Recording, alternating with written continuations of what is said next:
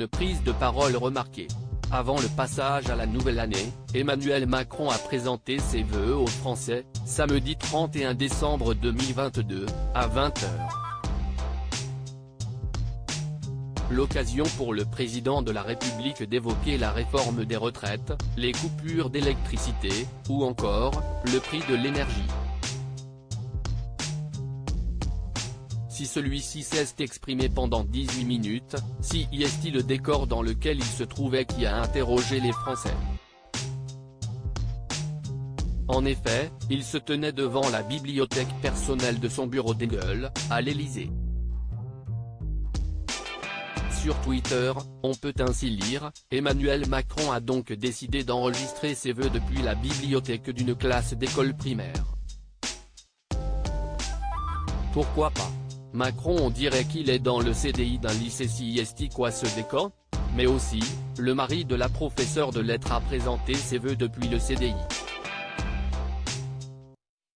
Au cours de son discours, Emmanuel Macron s'est notamment exprimé sur les coupures d'électricité. Se voulant rassurant, celui-ci a déclaré, « Si nous continuons à économiser l'énergie comme nous le faisons depuis quelques mois, et que nous continuons de remettre en service nos réacteurs nucléaires comme prévu, nous y arriverons. Si est entre nos mains », assurant que l'exécutif s'adaptera pour que la hausse des prix de l'énergie reste plafonnée, le président de la République a indiqué ensuite, à chaque fois qu'il le faudra, le gouvernement adaptera ses réponses, comme il l'a fait à chaque instant.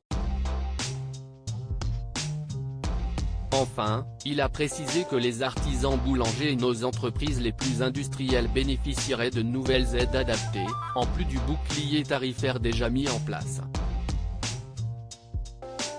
Emmanuel Macron, sa déclaration au sujet du Covid-19. Si la grippe et la bronchiolite étaient très présentes en cette fin d'année 2022, une nouvelle vague de Covid-19 pourrait voir le jour en France.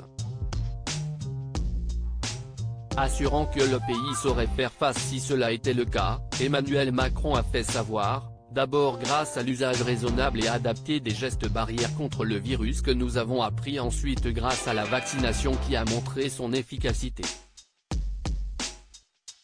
Et j'incite ce soir tous nos compatriotes de plus de 70 ans en particulier, à faire leur rappel ou à se faire vacciner si ce n'est pas déjà fait.